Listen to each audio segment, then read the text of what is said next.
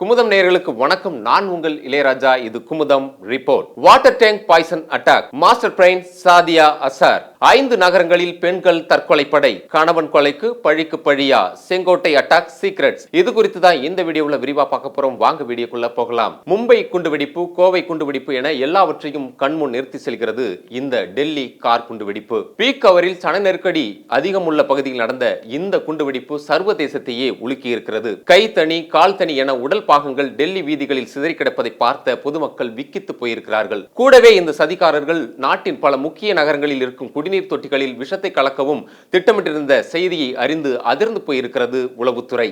இந்தியாவின் அடையாளங்களில் ஒன்று டெல்லி செங்கோட்டை. அங்கு சாந்தினி சவுக் மற்றும் மார்க்கெட்டுகளும் இருப்பதால் எப்போதும் பிஸியான இடமும் கூட. இந்த நிலையில் தான் கடந்த நவம்பர் 10ஆம் தேதி மாலை 6:50 மணிக்கு அந்த திடுக்கிடும் சம்பவம் அரங்கேறி இருக்கிறது. கார் ரூபத்தில் யமன். நடந்த சம்பவத்தை நம்மிடம் விவரித்தார் சம்பவத்தை நேரில் பார்த்த வியாபாரி ஒருவர். சம்பவம் நடந்த போது செங்கோட்டையின் 1ஆம் எண் கேட்டு அருகில் வாகனங்கள் எல்லாம் மெதுவாக நகர்ந்து வந்து கொண்டிருக்கின்றன. அதில் வெள்ளை நிற ஹூண்டாய் காரும் அடக்கம். அப்போது ரெட் சிக்னல் விழுந்ததால் அந்த வெள்ளை நிற ஹூண்டாய் கார் நின்றிருக்கிறது. நின்ற சில வினாடிகளிலேயே பெரிய சத்தத்துடன் வெடித்து சிதறி தீப்பற்றி எரிய தொடங்கி இருக்கிறது. அப்போது அருகில் இருந்த 6 கார்களும் 2 ஆட்டோக்களும் தீப்பற்றி எரிய தொடங்கியிருக்கின்றன. கிட்டத்தட்ட இந்த வெடிச்சத்தம் 2 கிலோமீட்டர் தூரத்திற்கு கேட்டிருக்கிறது. 13 பேர்கள் கொடூரமாக சம்பவ இடத்திலேயே பலியாகி இருக்கிறார்கள். அவர்களுடைய கை, கால், தலைகள் எல்லாம் அருகில் இருந்த வாகனங்களின் மேல் கிடந்திருக்கின்றன. கிட்டத்தட்ட 25க்கும் மேற்பட்டோர் படுகாயமடைந்து தீவிர சிகிச்சைக்காக மருத்துவமனையில் அனுமதிக்கப்பட்டு சிகிச்சையில் இருந்து வருகின்றனர் என்று சோகத்துடன் அவர் தெரிவித்தார். மிகவும் பாதுகாப்பான இடத்திலேயே நடைபெற்ற இந்த குண்டுவெடிப்பு நடந்திருப்பதால் டெல்லி போலீசார் தவிர என்ஐஏவும் இந்த விசாரணையை துரிதப்படுத்தியிருக்கின்றனர். ஆபரேஷன் சிந்தூருக்கு பழி வாங்கலா? இது குறித்து டெல்லி உளவுத்துறை வட்டாரத்திடம் நாம் விசாரித்த போது கடந்த ஏப்ரல் 22ஆம் தேதி ஜம்மு காஷ்மீர் பகுதியில் உள்ள பகல்காமில் புகுந்த தீவிரவாதிகள் சிலர் அப்பாவி சுற்றுலா பயணிகள் 26 பேரை சுட்டுக் கொன்றனர். இதனையடுத்து இந்திய ராணுவம் ஆபரேஷன் சிந்தூர் என்ற பெயரில் பாகிஸ்தான் எல்லைக்குள் அமைந்திருந்த தீவிரவாதி முகாம்களின் மீது துல்லியமான தாக்குதலை நடத்தியது. இதில் 1999இல் காந்தகார் விமானத்தை கடத்தியவரும் ஜெய்ஷ் இ முகமது அமைப்பின் தலைவருமான மசூத் அசாரின் மொத்த குடும்பமுமே காலியானது. இதனை அடுத்து இந்தியாவை பழிவாங்குவதற்காக ஜெய்ஷ் இ முகமது திட்டமிட்ட இந்த சதிதான் இந்த டெல்லி கார் குண்டு வெடிப்பு என்கிறார்கள். பகல்காம் போல பாகிஸ்தானிலிருந்து தீவிரவாதிகளை அனுப்பினால் எங்கே இந்தியா சிந்தூர் ஆபரேஷன் 2க்கு தயாராகி விடுமோ என பயந்து இதில் முழுக்க இந்தியர்களையே பயன்படுத்த முடிவு செய்திருக்கிறார்கள். அதிலும் கொஞ்சம் கூட யாரும் நினைத்து பார்த்திருக்காத வகையில் இதில் உயிர்களை காக்கக்கூடிய மருத்துவர்களையே டெலிகிராம் ஆப் மூலம் மூளை செலவு செய்து ஆயுதங்களை கொடுத்து இந்த கார் குண்டு அட்டாக்கை நடத்தி இருக்கிறார்கள். போஸ்டரில் கிடைத்த க்ளூ.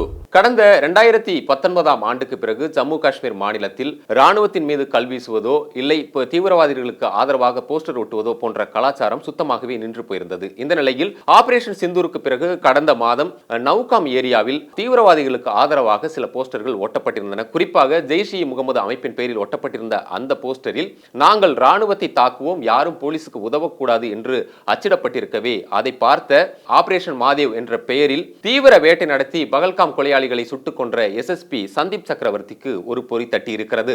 ஜெய்ஷ் இ முகமது அமைப்பு ஏதோ மிகப்பெரிய திட்டம் ஒன்றை போடுகிறது என்று கணித்த அவர் அந்த போஸ்டர் ஒட்டியுள்ள பகுதிகளை சேர்ந்த சிசிடிவி கேமராக்களை ஆய்வு செய்திருக்கிறார். குறிப்பாக அந்த போஸ்டர் ஒட்டிய ஷோபின், மௌலவி இர்பான் அகமது, ஹாசிப் சமீர் அகமது உள்ளிட்ட 3 கைது செய்திருக்கிறார். குறிப்பாக மௌலவி இர்பான் அகமது வீட்டை சோதனையிட்ட போது ஒரு மொபைல் டிவைஸ் கிடைத்திருக்கிறது. அந்த மொபைல் டிவைஸில் பாகிஸ்தானை சேர்ந்த ஜெய்ஷ் இ முகமது தீவிரவாதி உமர் பின் கட்டா என்பவனால் உருவாக்கப்பட்ட டெலிகிராம் சேனல் ஒன்றை அந்த மொபைலில் பார்த்திருக்கிறார். அதை பார்த்து அவர் அதிர்ந்து போயிருக்கிறார். காரணம், அந்த டெலிகிராம் சேனலின் முக்கிய உறுப்பினர்களாக ஹரியானா மாநிலத்தின் அல்பனா பல்கலைக்கழகத்தை சேர்ந்த மருத்துவர்கள் 7 பேர் இருந்திருக்கிறார்கள். குறிப்பாக மேசமில் ஹானியா, இவரின் தோழி டாக்டர் ஷாகின் சையத், உமர் நபி உள்ளிட்ட 7 பேர் இருந்திருக்கிறார்கள். குடிநீரில் விஷம் கலக்க திட்டம். இதைத் தொடர்ந்து ஹரியானா, உத்தரப்பிரதேசம், குஜராத் ஆகிய மாநிலங்களை சேர்ந்த சம்பந்தப்பட்ட அதிகாரிகளை தொடர்பு கொண்டு பேசியிருக்கிறார் சந்தீப் சக்கரவர்த்தி. குறிப்பாக இந்த மருத்துவர்களுடைய தீவிரவாத நெட்வொர்க்கை பற்றியும் விளக்கி இருக்கிறார். இதனைத் தொடர்ந்து கடந்த நவம்பர் மாதம் 8ஆம் தேதி குஜராத் மாநிலத்தினுடைய தீவிரவாத எதிர்ப்பு படை காந்திநகர் டோல்கேட்டில் வாகன சோதனையில் ஈடுபட்டிருக்கிறார்கள். அப்போது ஒரு காரில் 3 பிஸ்டல்கள், 30 ரவுண்டுகள், ரெசின் என்கிற ஒரு வேதி நச்சு பொருள் மற்றும் 4.5 லிட்டர் ஆமணக்கு எண்ணெய் அதிலிருந்து கைப்பற்றப்பட்டிருக்கிறது. குறிப்பாக இந்த ஆமணக்கு எண்ணெயிலிருந்து சில வேதியியல் மாற்றங்களுக்கு உட்படுத்தும் போது ரெசின் என்கிற இந்த நச்சுத்திரவம் கிடைக்குமாம். இது சயனைடை விட கொடூரமான ஒரு விஷம் என்கிறார்கள். இதற்கு விஷமுறிவே கிடையாது என்றும் சொல்கிறார்கள். உடனடியாக தீவிரவாத எதிர்ப்பு படையினர் காரில் இருந்த அந்த 3 பேரை கைது செய்திருக்கிறார்கள். குறிப்பாக டாக்டர் அகமது மொய்தீன் சையத், ஆசாத் சுலைமான், முகமது சலீம் என்கிற அந்த 3 பேரையும் கைது செய்திருக்கிறார்கள். அதில் டாக்டர் அகமது மொய்தீன் சையத் என்பவர் சீனாவில் மருத்துவம் படித்திருக்கிறார். இவருக்கு டெலிகிராம் சேனல் மூலம் ரெசின் என்கிற ரசாயனத்தை எப்படி தயாரிப்பது என்ற பயிற்சியும் கொடுத்திருக்கிறார்கள்.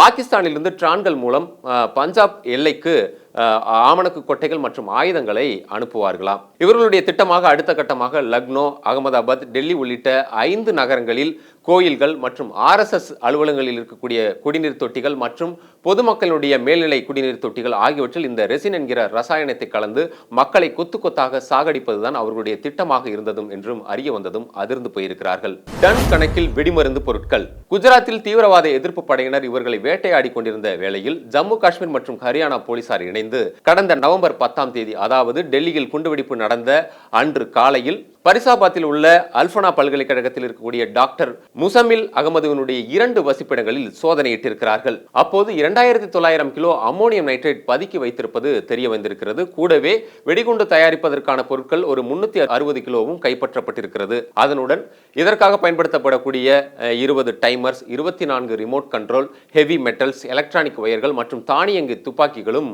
கண்டுபிடிக்கப்பட்டிருக்கின்றன. இதனைத் தொடர்ந்து டாக்டர் முசமில் அகமது கைது செய்யப்பட்டிருக்கிறார். அவர் தன்னுடைய தோழியான டாக்டர் ஷகினா சையத்திடம் ஒரு துப்பாக்கியையும் கொடுத்திருக்கிறார். இவர் கைதானதும் அந்த தோழி டாக்டர் ஷகினா சையத் அந்த துப்பாக்கியை குப்பையில் இருந்திருக்கிறார். தற்போது அவரும் போலீஸ் பிடியில் சிக்கியிருக்கிறார். அது மட்டுமின்றி டாக்டர் ஷகினா சையத்திடம் ஒரு முக்கியமான அசைன்மெண்ட்டும் ஒப்படைக்கப்பட்டிருக்கிறதாம். கணவன் கொலைக்கு பழிவாங்கல். அதாவது ஜெய்ஷ்-இ முகமது அமைப்பில் இப்போது பெண்கள் பிரிவும் தொடங்கப்பட்டிருக்கிறது. அதற்கு பெயர் ஜனத் உல் மொமினோத் என்று பெயர்.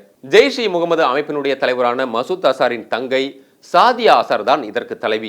இந்த பிரிவிற்கு இந்தியாவில் ஆள் சேர்ப்பதற்கான அசைன்மெண்ட் தான் டாக்டர் ஷாகினா சையத்திடம் ஒப்படைக்கப்பட்டிருக்கிறது. அவரும் இந்தியாவில் இந்த பெண்கள் பிரிவிற்கு ஆட்களை சேர்க்கும் பணியில் ஈடுபட்டிருக்கிறார். இது தவிர டாக்டர் முசமில் அகமதுவிற்கு உதவிய அடில் அகமது உள்ளிட்ட 6 டாக்டர்களும் இப்போது போலீஸ் பிடியில் சிக்கி இருக்கிறார்கள். இவர்கள் போலீஸ் கஸ்டடியில் வந்ததை தெரிந்து கொண்ட இன்னொரு டாக்டர் உமர் நபி தான் காரில் வெடிப்பொருட்களை நிரப்பிக் கொண்டு பரிசாபாத்திலிருந்து கிளம்பி டெல்லி நோக்கி கிளம்பி வந்திருக்கிறார். அவர் என்ன செய்வதென்று தெரியாமல் டெல்லியில் பல பாதைகளிலும் அவர் வலம் வந்திருக்கிறார். குறிப்பாக ஒரு பார்க்கிங்கில் 3 மணி நேரம் காத்திருக்கிறார். தன்னுடைய கூட்டாளி டாக்டர்கள் எல்லோரையும் போலீசார் கைது செய்து விட்டதால் அடுத்து என்ன செய்வதென்று தெரியாமல் செங்கோட்டை பக்கம் வந்த அவர் தானே ஒரு தற்கொலை படையாக மாறி கார் குண்டை வெடிக்க வைத்து இந்தியாவையே அலற வைத்திருக்கிறார். இது தவிர சாதியா அசார் தலைமையில் உருவாக்கப்பட்ட பெண்கள் தீவிரவாத படையினர் தற்கொலை படைகளாக மாறி இந்தியாவில் டெல்லி உள்ளிட்ட 5 முக்கிய நகரங்களில் தற்கொலை படை தாக்குதல் நடத்தவும் திட்டமிட்டிருந்தார்களாம். முன்கூட்டியே தடுக்கப்பட்ட பெரும் உயிர் சேதம்.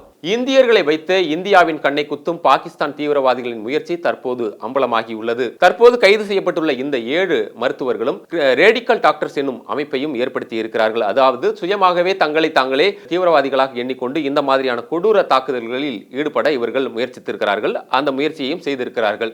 ஆனால் இவர்களின் பெரும்பாலான குடும்பத்தினருக்கே இவர்கள் இது போன்ற நாச காரியங்களில் ஈடுபடுகிறார்கள் என்பது தெரியாமலே இருந்திருக்கிறது என்பதும் குறிப்பிடத்தக்கது. இதற்கிடையே கடந்த மாதம் பாகிஸ்தானில் நடைபெற்ற பேரணியில் கலந்து கொண்ட லஷ்கர்-இ தொய்பா கமாண்டர் சைஃபுல்லா சயீப், நமது ஹாசிப் சயீத் சும்மா இருக்கவில்லை, அவர் வங்கதேசத்திலிருந்து இந்தியாவை அட்டாக் பண்ணும் வேலையை தொடங்கிவிட்டார், கிழக்கு பாகிஸ்தான் தற்போது நமது கோட்டையாக மாறிவிட்டது என்று அவர் பேசிய வீடியோவை வெளியிட்டார்கள். இதனை அடுத்து இந்திய ராணுவம் அவர்களை எச்சரிக்கும் விதமாக ஆபரேஷன் திரிசூல் எனும் பெயரில் ஒரு பிரம்மாண்டமான ஒரு ஒத்திகையை வங்கதேச பார்டரில் நடத்தி காட்டியிருந்தார்கள். தற்போது செங்கோட்டையில் இப்படி ஒரு குண்டுவெடிப்பு நிகழ்த்தியதன் மூலமாக அதிலிருந்து திசை திருப்பும் வேலையாகத்தான் இதை அவர்கள் நடத்தியிருக்கிறார்கள் என்பதை நமது அதிகாரிகள் புரிந்து கொண்டிருக்கிறார்கள் என்று நம்மிடம் விவரித்து முடித்தார்கள். ஒருவேளை கைப்பற்றப்பட்ட 2900 வெடிமருந்துகளும் இந்தியா முழுக்க வெடித்திருந்தாலோ அல்லது ரெசின் என்ற வேதிப்பொருள் குடிநீரில் கலக்கப்பட்டிருந்தாலோ எவ்வளவு பெரிய உயிர் சேதம் ஏற்பட்டிருக்கும் என்பதை நினைத்து பார்க்கவே பகீர் என்றிருக்கிறது. இதை முன்கூட்டியே தடுத்த மத்திய உளவுத்துறைக்கும் நமது பாதுகாப்பு படைக்கும் நம்மளுடைய சல்யூட். இந்தியா போராடும், இந்தியா வெல்லும்.